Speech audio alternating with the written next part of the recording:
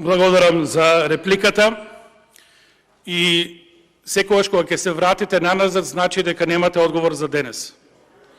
Тоа ви е проблемот во социјалдемократија, тоа е веќе прочитано од граѓаните и тоа значи дека едноставно немате одговор за проблемите на граѓаните.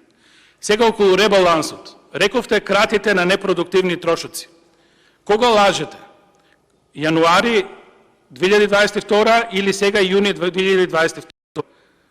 Тогаш ги предимензиониравте или сега ги намалувате? Зашто тогаш не ги димензиониравте како што треба?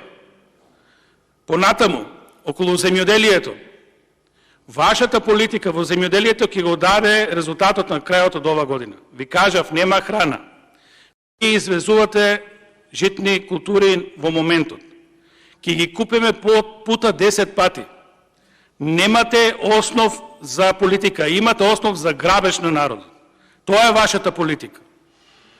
Народот тоа одамна го препознава. Благодарам.